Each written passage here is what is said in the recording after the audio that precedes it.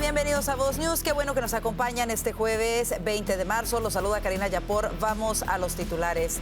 La administración Trump cierra filas y defiende su política contra la inmigración ilegal en el país. Le tenemos el informe desde Washington.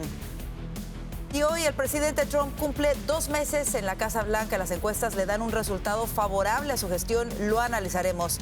Además, dan a conocer la cifra de ventas de vivienda de segunda mano. Le tenemos los datos. Esto y más en Voz News, que comienza ahora.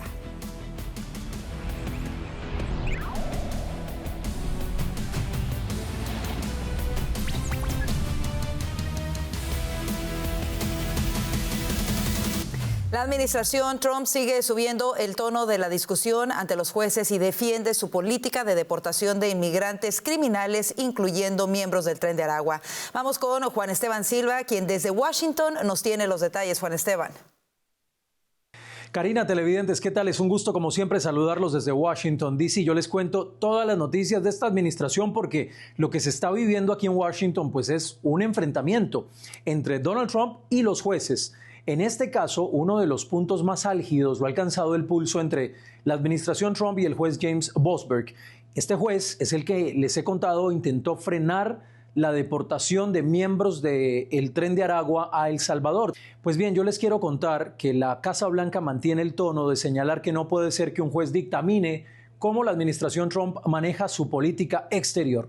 We are 100% confident that we've complied, and as I said from the podium and will continue to say, all of the flights that were subject to the written order of the judge took off before the written order was pushed in the courtroom, and the president is well within his Article 2 power and his authority under the Alien Enemies Act to make these decisions, and we think it's egregious that a single district judge is trying to tell the president of the United States who he can and cannot deport from our soil, especially when it comes to designated foreign terrorists.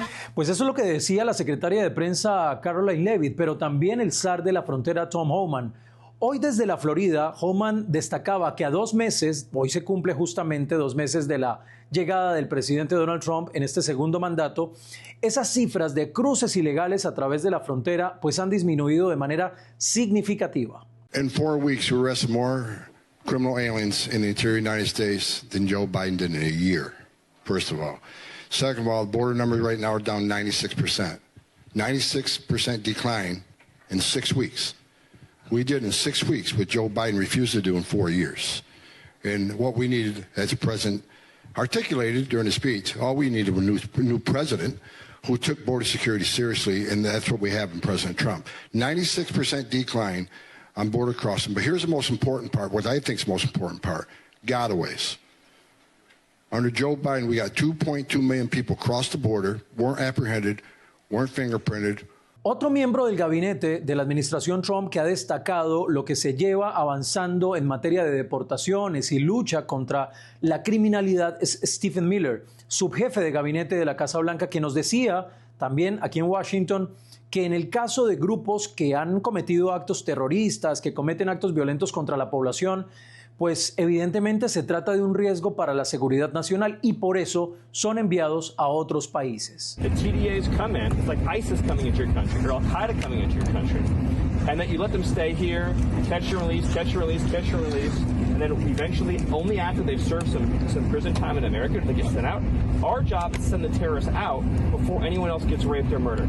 La Casa Blanca, Karina, televidentes de Voz News, va a seguir con las deportaciones. Por supuesto, siempre dicen ellos respetando las normas, respetando la Constitución. Por ejemplo, han señalado que en el caso del vuelo de El Salvador ya estaba sobre aguas internacionales cuando salió la decisión de este juez cuestionando el procedimiento legal en la que se hizo este vuelo. Por ahora, pues la Casa Blanca nos dice no tienen previstos vuelos, por lo menos en lo inmediato, como el que vimos el fin de semana pasado. Pero lo que sí está claro es que la línea dura en el discurso en contra de los jueces que consideran que se está violando la Constitución, pero para la administración Trump es un tema de seguridad nacional. Ese tono seguramente va a continuar en los próximos días. Es la información desde Washington para Voz News. Juan Esteban Silva. Gracias, Juan Esteban, por ese reporte. Y hoy el presidente Trump cumple 2 meses en su segundo mandato y su índice de aprobación iguala a su máximo histórico. Esto según la última encuesta de Fox News. Mire, el 49% aprueba la gestión de Trump como presidente, igualando su máximo de abril de 2020. En temas clave para los estadounidenses, los resultados son los siguientes. En seguridad fronteriza, el primer mandatario tuvo un 56% de aprobación y un 43% de desaprobación. En economía, el 43% aprueba la gestión de Trump y un 56% lo desaprueba. En el combate de la inflación, obtuvo un 40% de aprobación y un 58% de desaprobación. Por otro lado, los republicanos del Congreso también disfrutan de índices de audiencia récord. 43% de los encuestados aprueban la gestión republicana y un 55% los desaprueba. Y justamente para hablar de estos 2 primeros meses de Donald Trump en la Casa Blanca, tenemos como invitado al analista político Silvio Canto Jr. Silvio, bienvenido de nueva cuenta a Voz News. ¿Qué te parecen estos números? Bueno, como siempre, gracias por la invitación. Mira, me parecen bastante buenos cuando tomas en consideración, primero de todo, somos un país súper polarizado.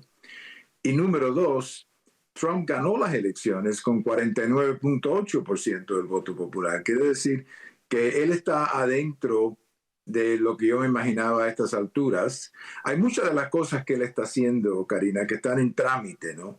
Entonces es un poquito difícil en realidad preguntarle a la gente lo que piensan de cosas que están en trámite. La razón por la cual él está tan alto en la frontera es porque ha sido un área de mucho éxito, donde se han hecho ya cosas muy concretas. Pero yo diría que más adelante, como para Labor Day, yo creo que estas cifras en realidad van a ser más impactantes o más significativas de lo que son ahorita. Pero ahorita somos un país sumamente polarizado, es lo único que te puedo decir. Claro. Y para ir a puntos más en concreto, Silvio, ¿cuáles han sido para ti los puntos positivos en estos 2 primeros meses de su administración? Mira, para mí lo más positivo es lo transparente que todo ha sido. En el sentido de que este es un hombre que está constantemente hablando y lo vemos a él casi todos los días. Y yo creo que es muy, muy importante que él hable directamente de esa manera. Él ha tenido mucho éxito en la frontera y la realidad, lo favorito para mí es lo que va a pasar hoy cuando él anuncie que quiere cerrar el Departamento de Educación. Pero él ha proyectado liderazgo. Él es un hombre de acción, un hombre que quiere hacer cosas. Y yo creo que eso eventualmente le va a traer muy buenos resultados, Karina. Por otro lado, ¿cuáles serían los puntos quizá no tan populares o puntos negativos de estos 2 primeros meses? Mira, regreso a la cuestión del estilo. Él tiene que tener cuidado a veces de que no trate de hacer mucho muy rápido, porque a veces la gente se confunde con tantas cosas tan rápidas. Y la otra cosa importante, creo que él tiene que a veces chequear un poco cómo habla. Por ejemplo, cuando él dice que él quiere hacer a Canadá el estado número 51, yo no creo que eso sea una buena idea. Yo creo que debe parar de decir eso. Él también a veces habla un poquito muy directo en las cosas como él habla, ¿no? Entonces yo creo que un poquito más de moderación en su estilo le hiciera bien. Pero en balance, en 2 meses yo estoy bastante contento con él, Karina. Yo creo que está haciendo un muy buen trabajo. Las encuestas nos muestran quizás los índices más bajos en su gestión de combate a la inflación. Sabemos que la economía ha sido un tema primordial y fue primordial durante las pasadas elecciones. Tú hablabas ahorita de que es muy pronto para algunas cosas que están todavía en desarrollo. ¿Qué crees que le falta y qué medidas debería de tomar la administración de Trump en los meses siguientes para verdaderamente se mejore la economía y esto se vea reflejado en los bolsillos de los estadounidenses? Para mí lo más importante es la producción de petróleo, porque eso va a tener un impacto en la gasolina. Y la gasolina tiene mucho, mucho que ver con el precio de todo. La otra cosa también es, ya después que se aclare un poquito esta situación con los tariffs o los aranceles, me imagino que después del 2 de abril, cuando ya se establezca el plan permanente, al principio va a haber un poco de turbulencia, pero a largo plazo yo creo que eso va a funcionar. Y va a funcionar porque Trump tiene la carta más importante que hay en el comercio internacional. Es que él tiene la economía más grande del mundo. Todo el mundo tiene que vender o quiere traer sus productos aquí. Y entonces cuando tú estás negociando con la gente para entrar a este mercado, tú puedes decirle, si quieres entrar, tienes que entrar con las mismas condiciones que yo puedo entrar al tuyo. Claro. Eso inicialmente va a crear un poco de turbulencia en los precios, pero yo creo que más adelante todo se va a estabilizar bastante. Claro. Silvio, otro de los puntos es, por supuesto, los recortes que ha estado haciendo al gobierno federal a través del departamento de DOGE y las acciones que están tomando algunos jueces demócratas para frenar precisamente las medidas del presidente Trump. ¿Cómo lo ves esto? ¿Cómo ves hasta el momento por lo menos 127 injunctions, como se les llama en inglés, acciones para detener las acciones ejecutivas del presidente han sido sometidas, se están peleando en cortes? ¿Cómo ves esto? Bueno, lo veo como un abuso judicial. Digo, ese no es el papel de un district judge. Un district judge, ¿de qué es lo que estamos hablando? Son district judges. No tienen esa responsabilidad, no tienen ellos no existen para hacer esas cosas. Entonces yo creo que eso es un problema que se va a resolver eventualmente, se tiene que resolver, porque la Corte Suprema tiene que parar estas locuras. Pero hay que entender que él no ha tenido ninguna bronca con una corte, él está teniendo bronca con district judges, que es completamente diferente el tema. Ahora, tu primera pregunta sobre los cortes que él ha hecho, esa es una de las razones por la cual hay personas que no están de acuerdo con él, porque hay muchas personas que se van a quedar sin trabajo en todos estos cortes, sobre todo si está relacionado al sector público. Entonces eso me imagino que le baja un poco la popularidad entre ciertas personas, Karina. Por supuesto, en 30 segundos, ¿cómo ves el resto de su mandato? Pues yo lo veo bastante bien. Claro, hay muchas cosas en el aire, hay muchas cosas que no sabemos lo que va a pasar. Pero yo diría que por lo que yo estoy viendo ahorita, lo más importante para mí, Karina, de este segundo mandato de Trump es el equipo que tiene. El equipo que él tiene esta vez es 1000 veces mejor que el que tenía la primera vez, empezando con el secretario de Estado, el secretario de Tesorería. Digo, es un equipo de maravilla que él tiene y eso lo va a ayudar muchísimo, pero muchísimo, en no solamente terminar su periodo exitosamente, pero cómo explicar las cosas que es tan importante hoy en día en esta era de la televisión. Por supuesto. Silvio, como siempre, muchísimas gracias. Oye, y sabemos que quieres despedirte con algo especial. Sí, yo me quiero despedir con algo muy especial porque hoy empiezan los juegos de básquetbol y el equipo de Texas A&M, que es donde fueron mis hijos, los famosos Aggies, está en el torneo y juegan el jueves por la noche. También Texas está en el torneo, también Houston y otros. Pero yo le quiero desear muy buena suerte a todos los equipos de Texas y me encantaría un final, y es prácticamente posible, entre Texas y Texas A&M.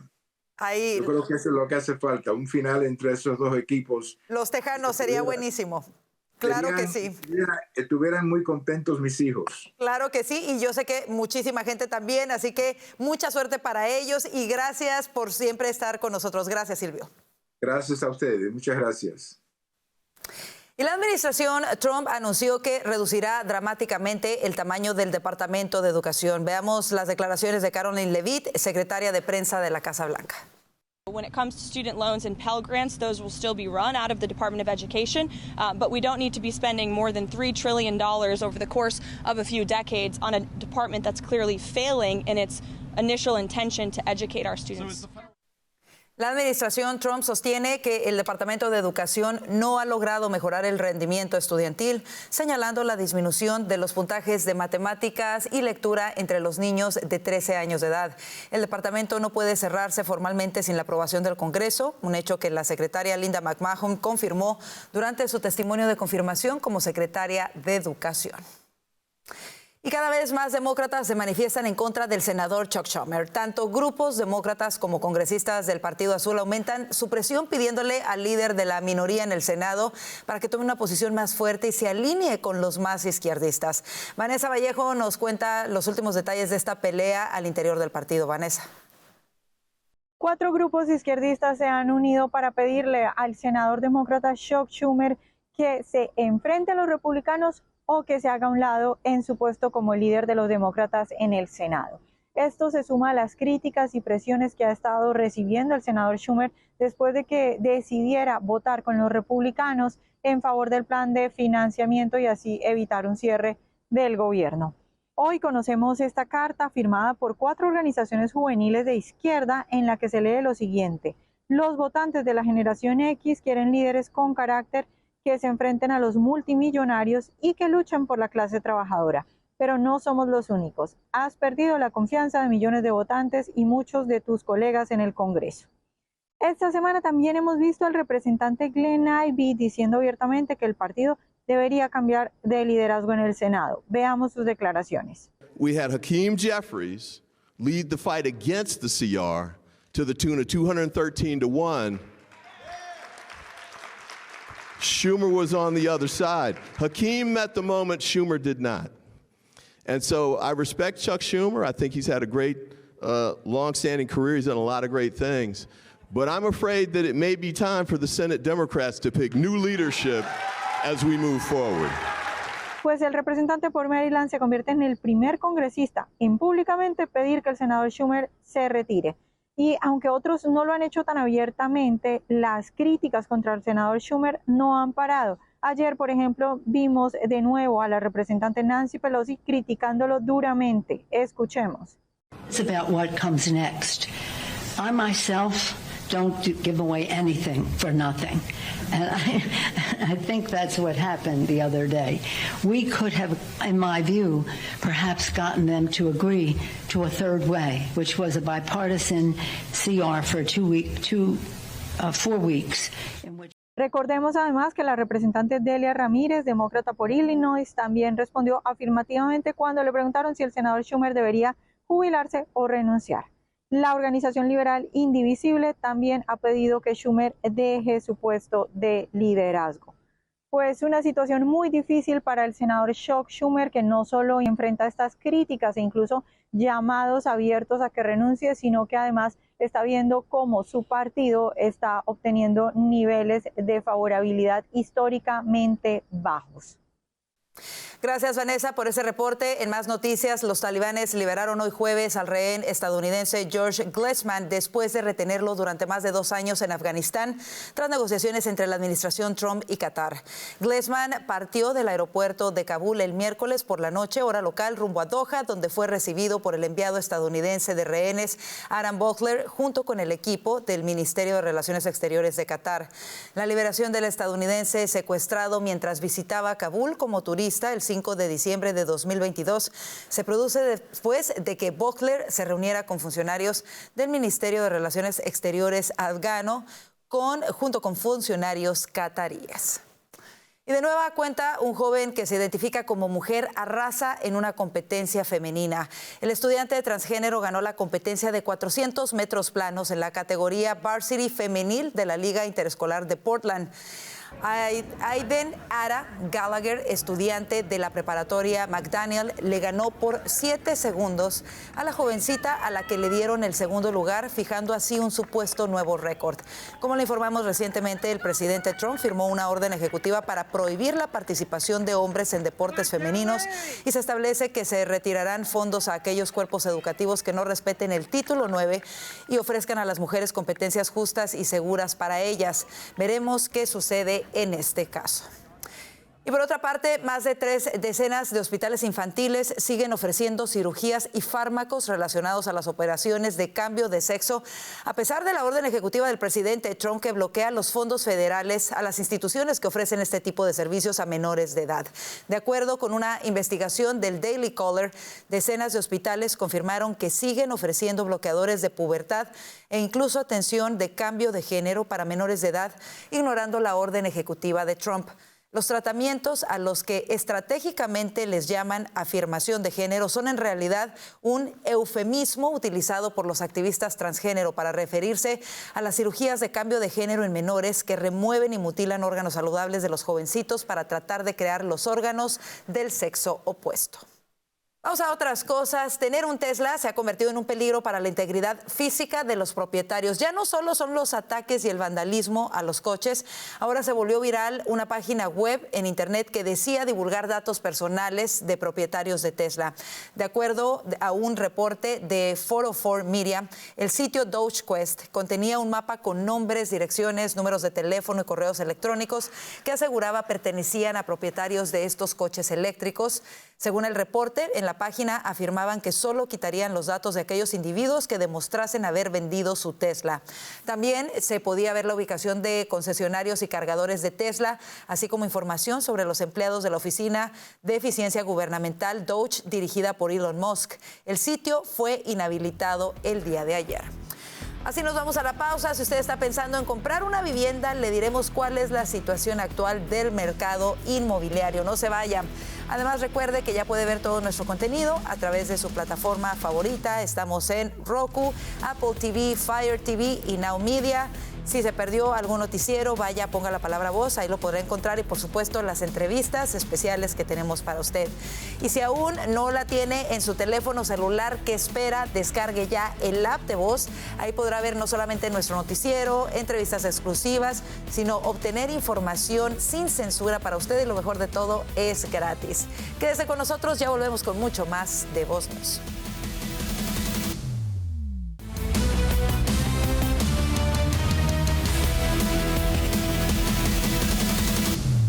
Las ventas de casas usadas subieron más de lo previsto el mes pasado en Estados Unidos, con un aumento de los inmuebles disponibles y un alza de los precios, esto según datos del sector publicados este jueves. Según la Asociación Nacional de Agentes Inmobiliarios, la transacción de viviendas usadas subió 4.2% el mes pasado, alcanzando una tasa anual de 4.26 millones. El precio promedio de las viviendas usadas fue de $398,400 en febrero, un 3.8% más que hace un año. Y un jurado de Dakota del Norte condenó a la ONG Greenpeace a indemnizar con más de $660 millones a una empresa energética que la demandó por protestar contra la construcción de un oleoducto. El veredicto es un duro golpe para la ONG, que fue acusada por Energy Transfer de orquestar una campaña de violencia y difamación durante la edificación de su oleoducto Dakota Access hace casi una década. El jurado impuso la multa por daños y perjuicios a 3 entidades de Greenpeace, citando cargos que incluyen allanamiento, molestias, conspiración y privación de acceso a la propiedad. Y la Guardia Costera de los Estados Unidos anunció que impondrá condiciones de entrada a las embarcaciones procedentes de Cuba. La medida tiene como fin proteger a Estados Unidos de las embarcaciones procedentes de puertos extranjeros o lugares con medidas antiterroristas deficientes. La nueva política, notificada por el Departamento de Seguridad Nacional, entrará en vigencia el 2 de abril de 2025, según publicó la Oficina del Registro Federal estadounidense en su página oficial.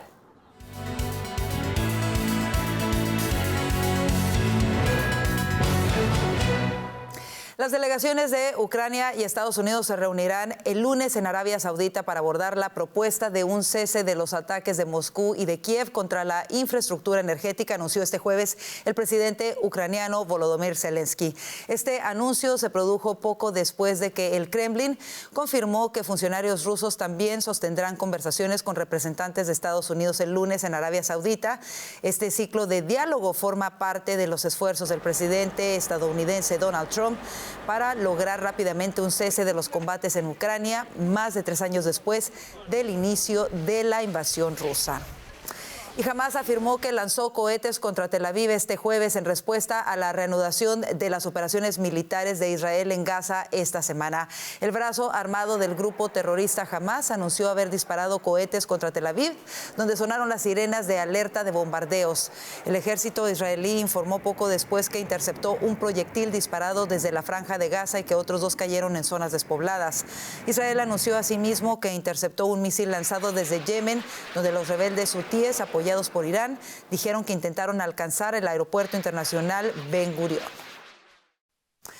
Y mire, por cierto, el ejército de Israel afirmó hoy que dio de baja al jefe de la Agencia de Seguridad Interna de Hamás, Rashid Jahoud, en un bombardeo en Gaza.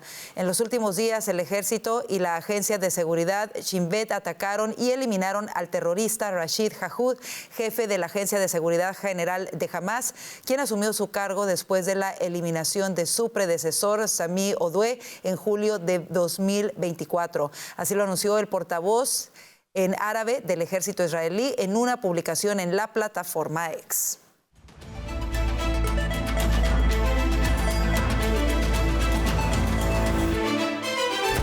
La presidenta Claudia Sheinbaum aseguró hoy que la distribución fronteriza del agua pactada hace décadas entre México y Estados Unidos está afectada por la falta de líquido. No obstante, prometió atender el problema tras el reclamo del gobierno de Texas. Escuchemos parte de lo que dijo. Hay un tema importante del tema de el agua, el acuerdo, convenio, tratado de aguas fronterizas con Estados Unidos. Se está atendiendo, nada más porque salió ayer el gobernador de Texas y ha habido menos agua, ese es parte del problema, ¿no? Y por eso es importante. Recientemente firmé un acuerdo que venía desde el presidente López Obrador sobre este tema y se va a atender. Legisladores tejanos pidieron al presidente Donald Trump que incluya en las negociaciones arancelarias con México presiones para que este país cumpla con la distribución fronteriza del agua pactada en el Tratado de Aguas de 1944 ante la grave escasez de líquido en el estado. Los legisladores urgen al gobierno de Sheinbaum cumplir con el acuerdo bilateral en el que México debe asignar una cantidad estimada de agua a los Estados Unidos. Y autoridades federales de México detuvieron a 9 presuntos criminales de la alianza del cartel Santa Rosa de Lima y el cartel del Golfo, incluido el líder de esta fracción, implicados en la masacre de 10 personas en el bar Cantaritos de Querétaro.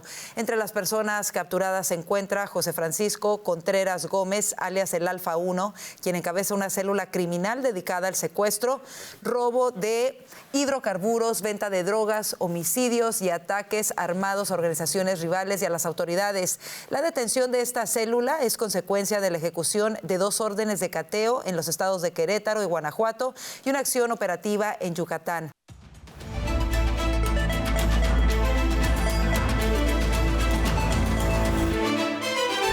Colombia extraditó a 8 connacionales buscados por narcotráfico y otros delitos en Estados Unidos, entre ellos el hijo de un histórico capo de una banda criminal local vinculada a cárteles mexicanos.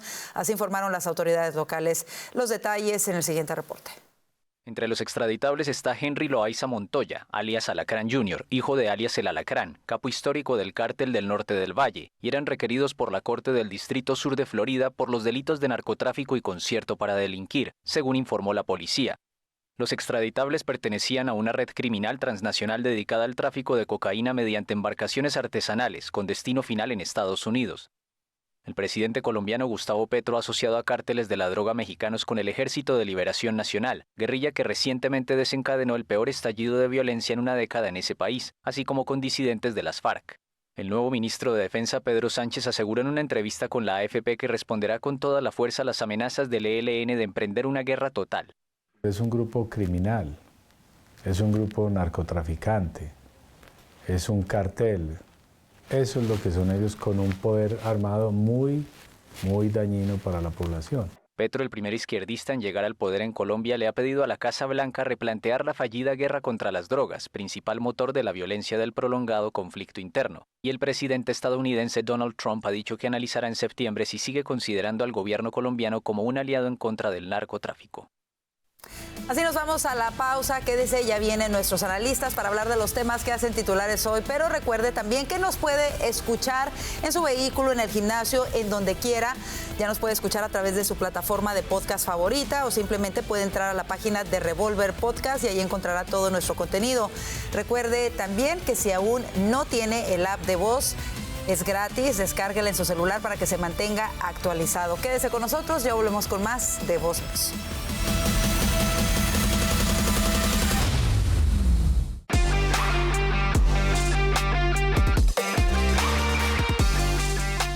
El zar de la frontera, Tom Homan, dijo hoy desde Florida que en 4 semanas se han deportado a más personas de las que se deportaron en toda la administración Biden, que seguirán deportando a delincuentes que cruzaron ilegalmente la frontera y que los cruces fronterizos descendieron un 96%. Para hablar más a profundidad de este tema, le damos la bienvenida a Vanessa Vallejo, analista político de Voz, Alfonso Aguilar, abogado y analista político de Voz, y Orlando Avendaño, periodista y analista político de Voz. Bueno, vamos con este tema, el tema de la inmigración, que ha dado mucho de qué hablar y lo seguirá haciendo. Y la pregunta principal es ¿por qué en 2 meses de esta administración se ha logrado hacer esto y con la de Biden no? ¿Qué ganaba la administración Biden al no resguardar la frontera, Alfonso? Bueno, mira, esto está sucediendo porque están haciendo cumplir la ley. No se requirió legislación adicional, como decían los demócratas, que se necesitaba una nueva ley para tomar control de la frontera, para nada. Era sencillamente cumplir la ley. Lo que Biden buscaba, mira, yo creo que son dos cosas. Por un lado, yo creo que pensaba congraciarse con la comunidad hispana, que los hispanos iban a apoyar su política de puertas abiertas, y ya vemos que fue contraproducente. No le ayudó con los hispanos, porque no somos tontos y no pensamos como borregos. Por otra parte, yo sí creo que ha habido un esfuerzo de inundar el país con inmigrantes de bajos ingresos para cambiar las circunstancias demográficas del país, de manera que eventualmente eso tenga un impacto político, y en la medida que estas personas vayan participando del proceso político, apoyen la agenda demócrata. Yo creo que esos fueron los objetivos. Pero mira, yo creo que los números hablan por sí solos. Hemos pasado de los números más altos en la historia bajo Biden a los números más bajos en la historia con Trump. O sea que ya es un gran éxito. Debo aclarar, sin embargo, sobre lo que él dijo de las deportaciones, porque en términos generales los números de deportaciones ahora son más bajos que los de Biden o incluso que los de Obama. A lo que se está refiriendo Tom Homan es a las deportaciones del interior del país. Los números de Biden eran muy altos de deportaciones porque los números que estaban llegando a la frontera sur eran enormes. Entonces, claro, eran las personas que él deportaba, que llevaban a la frontera, y muchos los deportaba, por eso eran números altos. Ya la gente que está llegando a la frontera es un número muy bajo. Las personas que se están deportando ahora es del interior, personas que están dentro del país, que llevan un tiempo aquí, que están cometiendo actividad delictiva. Esas deportaciones están aumentando y son mucho, y el número es mucho mayor que el número de Biden. Claro. Eso es clave, es muy importante aclararlo, porque lo que estamos viendo ahora son deportaciones del interior del país. Así es. Orlando, ¿coincides con la opinión de Alfonso en que parte de la estrategia de los demócratas era de alguna manera cambiar la demografía de los Estados Unidos porque tienen algún interés en ello? Y también quisiera preguntarte, Homan dice que seguirán mandando criminales de Tren de Aragua fuera de los Estados Unidos. ¿Quiénes conforman al Tren de Aragua? Estas dos preguntas para ti. Es que no hay otra explicación. En algún momento uno pudo pensar, bueno, esto es mediocridad. Cuando la encargada de la seguridad fronteriza era la zarina de la frontera, Kamala Harris, pues uno podría pensar claramente esta persona no está capacitada, seguro se está tomando, como dijo hoy J.D. Vance, unos shots de vodka y probablemente no sepa bien qué hacer con la frontera, pero luego empezamos a ver cómo, por ejemplo, Texas quería poner orden y la administración Biden lo saboteaba. Eso no es mediocridad ya. Ahí existe la voluntad decidida de evitar poner orden en la frontera. Entonces, entra la sospecha si efectivamente había un interés mayor que tenga que ver con algún tipo de cambio demográfico. Se habla de que querían inundar Estados Unidos ilegales, legalizarlos, que lo hiciera la administración demócrata y así, obviamente, tener una favorabilidad electoral. Con respecto al Tren de Aragua, es claro que el Tren de Aragua es hoy una organización criminal transnacional financiada por el régimen de Maduro. La administración de Trump tiene la voluntad de expulsar el Tren de Aragua de Estados Unidos, de erradicar esa amenaza y además hacer responsable al régimen de Maduro. Se han deportado varios venezolanos ilegales asociados con el Tren de Aragua. La administración asegura que han hecho todos los procedimientos para tener la certeza de que estos deportados son del Tren de Aragua. No obstante, hay que decirlo, hay información que sugiere que algunos pudieran no pertenecer al Tren de Aragua. Yo creo que cada caso debe ser revisado, debe ser muy bien explicado, que se entienda exactamente cuál es la vinculación y por qué a unos simplemente los deportan y a otros los envían a una cárcel de máxima seguridad en El Salvador. Yo creo que hay que explicar eso para la tranquilidad de la gente y para evitar lo que hoy está sucediendo, que son las manipulaciones de los medios de izquierda. Por supuesto, sumamente importante. Justamente el día de hoy se da a conocer que los hermanos del asesino de Laken Riley están siendo deportados por poseer green cards o tarjetas de residencia y seguros sociales falsos. ¿Crees que esta medida o estas medidas que está tomando la administración Trump terminen siendo aceptadas por todos, Vanessa? Lo vemos, obviamente, de pronto a lo mejor se va a deportar a gente que no tenían un récord criminal, lo hemos comentado aquí, pero el esfuerzo mayor de esta administración es sacar al mayor número de criminales que han causado daño en los Estados Unidos. ¿Crees que de alguna manera esto va a hacer que más gente apoye estas medidas? Yo creo que eso depende de cómo se desarrolle esta política y estas medidas en los próximos meses, porque creo que si tenemos uno que otro caso, pues yo creo que la gente entiende que ante un plan tan grande de deportación, uno que otro caso es evidente que se van a cometer errores. Pero también es bueno que la administración reaccione cuando se cometan esos errores y que enmende y que haga, digamos, la corrección de eso. Pero si de aquí en adelante lo que vemos durante meses es cada vez, digamos, más casos de personas con familiares diciendo que no tienen nada que ver con el Tren de Aragua, que cuando contratan a un abogado no saben ni siquiera información sobre cómo están en El Salvador, si esto se va expandiendo más a gente que lleva años acá, que digamos para la opinión pública es digamos medianamente evidente que esa persona de pronto es una mujer que lleva años trabajando, pues yo creo que eso va a ser diferente. También algo muy interesante será ver cómo medios no de izquierda, pero digamos medios más sensatos como el Wall Street Journal, por ejemplo, o incluso medios de derecha como el New York Post, empiecen a cubrir estas cosas no solo respecto a la gente que se deporta, sino también a cómo se siguen los procedimientos, porque creo que para muchas personas también el ojo va a estar en cómo la administración sigue los procedimientos o las órdenes dadas por jueces, ¿no? Pero yo creo que acá hay un potencial muy grande, es decir, evidentemente no nos olvidamos de que la mayoría de los americanos eligió a Trump por la economía, pero también por la migración, y yo creo que la administración tiene la capacidad para poder hacer que los errores sean mínimos y que si ocurren esos errores se pueda dar una explicación y se pueda intentar solucionar, pero pues va a depender de cómo sigan los próximos meses. Hoy, precisamente, el presidente Donald Trump cumple 2 meses en el poder. Vamos a ver esta última encuesta que realiza la cadena Fox, en donde los números favorecen a la gestión, a esta segunda gestión del presidente Donald Trump a solo 2 meses de entrar. No sé si por ahí tenemos las gráficas. Miren, el desempeño del presidente en general tiene una aprobación del 49% y una desaprobación del 51%. Si nos vamos a hablar de los temas en específico, por ejemplo, podemos ver en el desempeño laboral, ahí está del presidente Trump, en seguridad fronteriza el 56% aprueba la gestión, en economía el 43% aprueba la gestión y en el manejo de la inflación baja el número al 40%. En general, estos son números bastante positivos del presidente Trump. De hecho, igualan su popularidad en el 2020.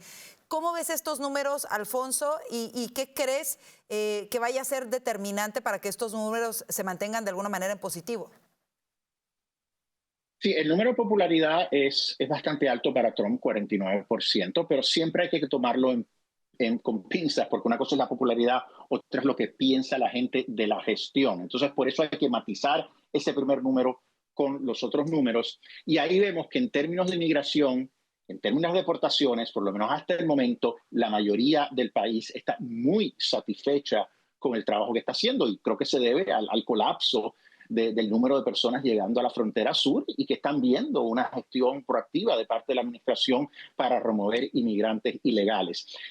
Sí creo, como bien ha dicho Vanessa y también Orlando, que es importante que ellos aclaren, porque eso puede generar desasosiego, sobre todo en ciertos sectores de la comunidad y otras, si surge información en la prensa de que están removiendo personas o enviando a la cárcel en El Salvador de extrema seguridad a gente que no son criminales, ¿verdad? Ese es el tipo de cosa que puede llevar a que personas pues se manifiesten que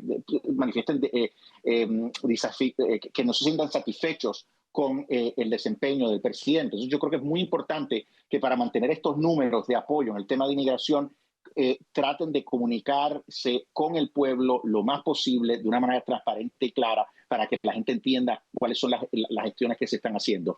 Ahora, creo que la encuesta también demuestra la debilidad, el talón de Aquiles que es la economía. La gente sigue preocupada por la economía. Ese era el principal problema que tenía Biden, pero en la medida que va pasando el tiempo, esta administración asume la responsabilidad de la economía, ¿verdad? Entonces, por eso vemos esos números que son más bajos, inflación y economía. Obviamente, el presidente se está moviendo rápido para imponer medidas de reglamentar la economía, quiere pasar el proyecto de reconciliación para reducir los impuestos, hacer sus recortes de la primera administración permanente y también en la política de aranceles, pero hay que ver cuán rápido se vea el impacto de esas políticas. Por ahora yo creo que la gente sigue preocupada y no satisfecha con los números económicos y por eso le dan esa calificación al presidente. Claro. Orlando, ¿cómo lo ves tú y cuáles piensas? Porque, bueno, una cosa es señalar las cosas buenas, pero también es importante, como lo está haciendo Alfonso, el señalar las cosas no tan positivas. ¿En dónde ves que ha fallado la administración Trump en estos primeros 60 días o que pudieran mejorar? El problema es que el punto de la economía es el que claramente genera todavía más frustración, pero es que no había una alternativa, es decir, no existía el escenario en el que Trump iba a entrar a la presidencia y a las 2 semanas iban a bajar todos los precios, iban a subir el poder adquisitivo, la inflación iba a bajar, etc. Esto es un proceso largo que implica reducción del gasto, reducción de impuestos, alentar la industria local, una mezcla de medidas, como yo creo que se está aplicando, algunas no creo que estoy tan de acuerdo, como esta guerra arancelaria, que obviamente tiene un impacto importante, pero es una conjunción de medidas que eventualmente, en unos 3, 4, 6, 8, más de un año, quién sabe, va a empezar a tener un resultado positivo si se hacen las cosas correctas. Yo creo que por ahora se ha enfocado en reducción del personal de manera drástica, y hay que decirlo, una serie de jueces está evitando que se achique el Estado, reducción de la deuda, del gasto e incentivar la industria. Quizá lo que todavía no queda claro es si este tema de aranceles realmente va a tener un impacto positivo en la industria local. Yo pensaría que no. Eso, que por supuesto, es algo que muchos lo tienen en duda y que está por verse. Vanessa, cerramos contigo. ¿Cuál es tu evaluación de estos primeros 2 meses de Trump en su segundo periodo en la Casa Blanca? Bueno, yo creo que las personas en general, los americanos en general, están contentos con lo que ha hecho en materia migratoria porque evidentemente está pudiendo mostrar resultados muy rápidos. Y pues por supuesto que en economía el resultado no iba a ser así de rápido. Ahora bien, además de que el resultado en economía no puede ser así de rápido, todo esto de la política arancelaria pues ha generado mucha incertidumbre, lo cual ha aumentado incluso las probabilidades de que veamos una recesión, ha aumentado las pérdidas, incluso a niveles bastante importantes en la bolsa. Y creo que eso preocupa y creo que eso genera inestabilidad y creo que va a ser un gran problema de esta administración esto de las políticas arancelarias, pero eventualmente creo que el presidente Trump es capaz de echar para atrás cuando se da cuenta que las cosas van saliendo mal y eventualmente también veremos los resultados en materia de bajar impuestos. Por ejemplo, si el presidente logra sacar adelante esas ideas que hemos escuchado, todavía no confirmadas, pero que se están discutiendo, de no cobrar impuesto a la renta a partir de cierta ganancia anual, ya no recuerdo cuánto es, pero le quitaría a muchos americanos esa obligación. Eso sería un muy buen punto en popularidad para el presidente y muy buen punto para la economía. Entonces creo que a pesar de que yo no estoy de acuerdo con esto de la guerra arancelaria, él todavía tiene muchas herramientas que puede sacar adelante y que le pueden ayudar a aumentar la popularidad mientras que se ven resultados más a largo plazo. Por supuesto, yo creo que al final de cuentas lo que le preocupa a los estadounidenses es el hoy, ¿no? El dinero que tienen en sus bolsillos y el acceso, el poder adquisitivo que tienen. Y bueno, vamos a ver qué sucede con esos números. Así nos vamos a la pausa. Quédese con nosotros, aún hay más que analizar aquí en el panel de voces.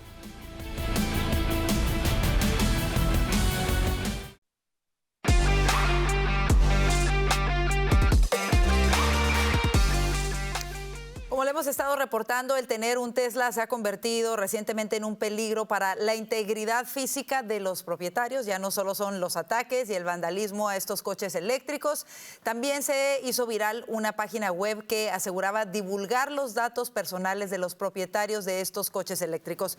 Para hablar de este importante tema, regresamos con nuestros analistas. Y es que es increíble, cada día, desde hace unos días para acá, hemos estado reportando desde ataques con cócteles Molotov en contra de concesionarios Tesla, por ejemplo en Las Vegas, rayones individuales en grupo. Pero ahora se hace viral este sitio web en donde supuestamente se difundía la información de propietarios de Tesla, ubicaciones de los concesionarios y las estaciones de carga de Tesla. Y se decía que se iba a quitar la información de aquellos propietarios que demostrasen que habían vendido el Tesla.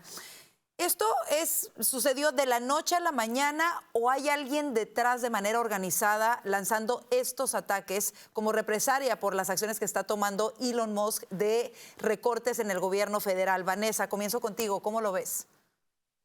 Pues yo creo que es un nivel bastante organizado, es decir, tener información a los datos, poder enviar toda esa información a diferentes personas y ponerla disponible al público.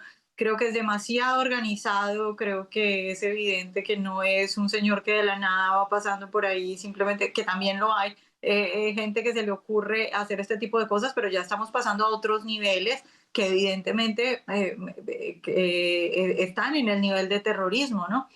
Y creo que ayer veía una entrevista que le hacían a Elon y él decía que le parecía muy triste porque él precisamente viene del Partido Demócrata, durante mucho tiempo fue demócrata, y que él durante mucho tiempo creyó o entendió y escuchó que el Partido Demócrata era el partido de la tolerancia, y yo lo sentí como cuando uno mira para atrás y dice cuánto tiempo estuve engañado, me engañaron, porque efectivamente no es el partido de la tolerancia, efectivamente están poniendo en riesgo la vida de personas, y el odio hacia Elon Musk pasa porque este señor efectivamente está haciendo lo que prometió, que es achicar el gasto estatal, ¿no? Y lo otro es que estas pobres personas que tienen un carro, pues es muy triste ver cómo otros americanos ponen en riesgo sus vidas y les hacen perder el dinero y les hacen pasar por ese momento tan triste que debe ser ver tu carro incendiado. Claro. Ahora, escuchábamos también a la fiscal general del país, Pam Bondi, diciendo que esto es terrorismo interno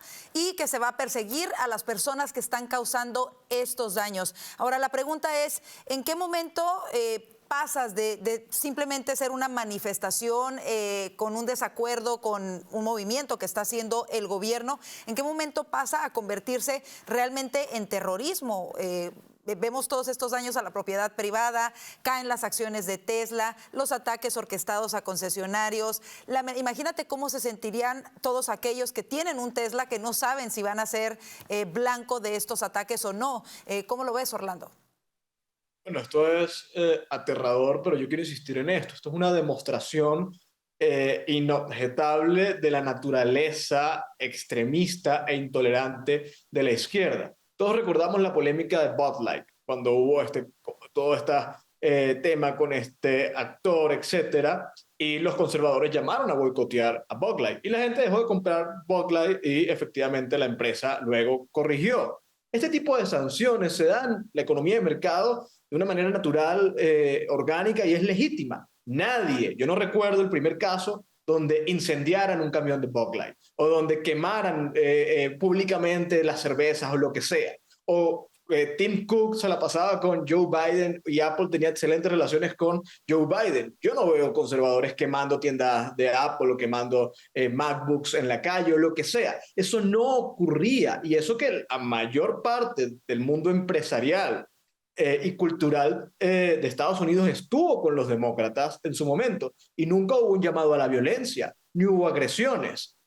Hoy lo estamos viendo de una manera obscena y es una demostración clarísima del peligro que representa la izquierda. Esto es inaceptable, yo estoy de acuerdo, esto es terrorismo local, hay que verse de esa manera. Además, coincido con Vanessa, esto es mucho más allá que algo espontáneo, a lo mejor empezó como algo espontáneo, pero ayer veíamos a esta gente, cuyo nombre no recuerdo, de activistas en contra del petróleo, también vandalizando tiendas y sitios de Tesla. Esto es claramente organizado, orquestado y ya se ha convertido en terrorismo, pero es algo innato a la izquierda. Aquí algo, lo paradójico de todo esto es que en realidad son más los demócratas los que son dueños de este tipo de coches eléctricos. La administración Biden de alguna manera impulsaba la venta de coches eléctricos también, lo promovía ampliamente bajo su administración.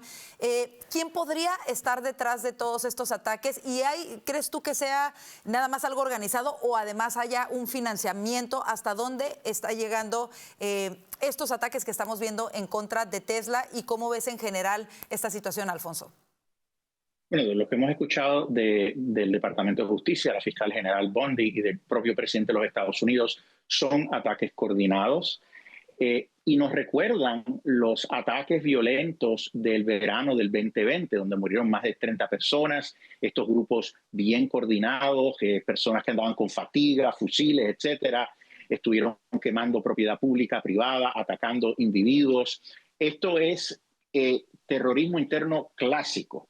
Es utilizar la violencia, la intimidación para tratar de adelantar un punto ideológico político, en este caso manifestarse en contra de estos recortes de la administración Trump y obviamente creando miedo en la población. Yo no quisiera tener hoy en día un Tesla porque tendría miedo que le fueran a hacer algo, ¿verdad? Gracias a Dios que no ha habido ningún individuo en esos vehículos, pero pudiera suceder, ¿verdad? Entonces es terrorismo doméstico. Creo que es una red de organizaciones violentas de izquierda que han estado operando durante los últimos años en Estados Unidos. Yo creo, y lo vuelvo a decir, que la violencia política en Estados Unidos continua viene de la izquierda. Lo hemos visto durante los últimos años. La única excepción es el 6 de enero y la mayor parte de esa violencia fue orgánica, espontánea en el momento, algo terrible, ¿verdad? Pero realmente el ataque continuo viene de la izquierda y es una pena que los demócratas no lo estén denunciando. Entonces el FBI tiene que procesar a estas personas al máximo de la ley, de acuerdo a los estatutos de terrorismo doméstico, y también investigar y hacer públicos los resultados de esa investigación de quién está financiando esto, porque ese es el principal riesgo a la seguridad por lo menos interno, viene de estos grupos de izquierda bien financiados. Y como lo mencionas, aunque hasta este momento, gracias a Dios, no ha habido nadie al interior de estos coches, la verdad es que no son nada baratos y representan, imagínate para los que los compran, ¿no? O sea, lo que representan, incluso si tienes seguro, incluso si vas a reclamar el seguro, tienes que pagar un deducible. Entonces me parece de verdad terrible esto que está sucediendo y que, como tú lo dices, no lo denuncien los demócratas, incluso lo fomenten, como en el caso del senador Kelly, ¿no? Que lo veíamos la semana pasada, fomentando más este tipo de acciones en contra de Tesla. Vámonos a este siguiente tema, y es que la administración Trump confirmó el día de hoy que el Departamento de Educación será mucho más pequeño.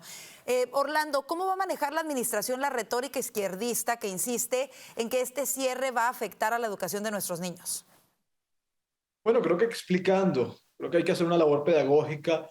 Y ojo, hay mucha gente que bien intencionadamente, incluso a lo mejor simpatizantes de Trump, creen que una de las responsabilidades del Estado es ofrecer la educación, garantizarla, y que el Departamento de Educación es fundamental para esa labor.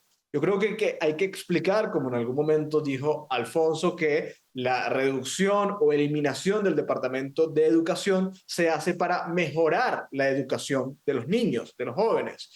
¿Cómo mejorando? Pues alentando y fortaleciendo a los padres, el rol de los padres, fortaleciendo el papel de los estados, que esto se haga desde una manera local, no federal, un poco robusteciendo esos pequeños platoons, esos pequeños espacios de reunión, precisamente para empoderar a la sociedad civil, para empoderar, es una palabra terrible, pero creo que aplica a los padres, que los padres tengan mucho más control sobre la educación de sus hijos y que no esté en manos, como hoy ocurre y como ocurrió durante la época de Biden, en un grupo de burócratas de Washington. Y bueno, como ha quedado de manifiesto, la realidad es que el desempeño de los niños ha sido muy pobre en comparación con años anteriores, y eso nos dice todo a los padres de familia, de que algo no está bien. Vanessa, ¿cómo lo ves? Sí, yo creo que cuando la administración empezó, por ejemplo, a contar todos esos gastos ridículos que tenían, como los ratones trans y todo eso, yo creo que en ese momento la gente ya en su cabeza, ya en este momento dice es que evidentemente estamos malgastando nuestro dinero y una campaña similar es la que se tiene que hacer en materia de educación. Entonces, por ejemplo, ¿cuánto dinero se va a los sindicatos? ¿Cómo se distribuye ese dinero? Porque una de las razones particulares por las que los sindicatos se enojan tanto y sobre todo con la intención de eventualmente por completo desaparecer el Departamento de Educación, es porque es retirarle dinero a esta gente para en parte dársela, bueno, a los estados, pero también en parte dársela directamente a los padres. Y usualmente, por ejemplo, esto sería uno de los datos que la administración debería dar, el porcentaje de cómo usualmente cuando a los padres se les da el dinero para que ellos escojan, se les da la oportunidad de escoger y no ese dinero va directamente a las escuelas, estoy hablando por supuesto de vouchers para la educación, los padres suelen escoger escuelas privadas y no esas escuelas y esas escuelas donde los maestros y los sindicatos han tomado la educación y eso por supuesto les quita poder y les quita dinero. Entonces todos esos datos, los datos de cómo está de mal el país en materia educativa a pesar de que gasta tanto dinero, son los que tiene que dar esta administración para que la gente comprenda lo que está pasando. Y yo creo que puede ser un muy buen punto para esta administración, porque recordemos que en gran medida mucha gente se ha movido hacia el Partido Republicano por lo que la izquierda ha hecho en las escuelas. Y por supuesto, como padres de familia, evidentemente conocemos a nuestros hijos mejor que nadie, sabemos si tienen alguna necesidad especial y alguna escuela en particular los puede ayudar, o si tienen alguna habilidad que también pueda ser desarrollada en otro tipo de escuela, y a eso es a lo que se refiere Vanessa, con que en este caso seríamos los padres los que tendríamos acceso a esos fondos para poder escoger la escuela que escojan nuestros hijos, o los fondos más bien irían a esa escuela que nosotros escojamos para nuestros niños. Alfonso, cerramos contigo el tema. Sabemos que el Departamento de Educación no puede cerrarse formalmente sin la aprobación del Congreso. ¿Podrá Trump llevar esto al Congreso y ser aprobado?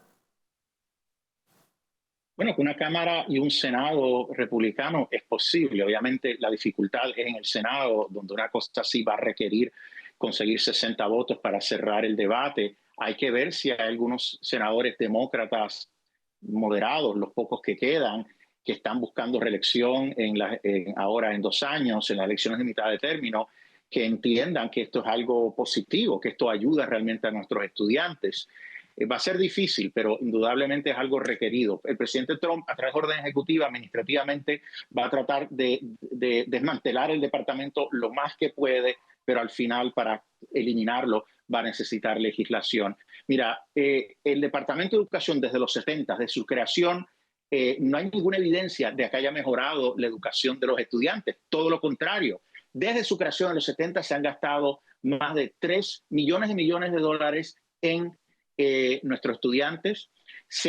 La inversión por pupilo en los Estados Unidos ha aumentado desde ese entonces 245%, y sin embargo, si tú ves los exámenes de matemática y redacción de niños de menos de 13 años, han bajado, están por el piso.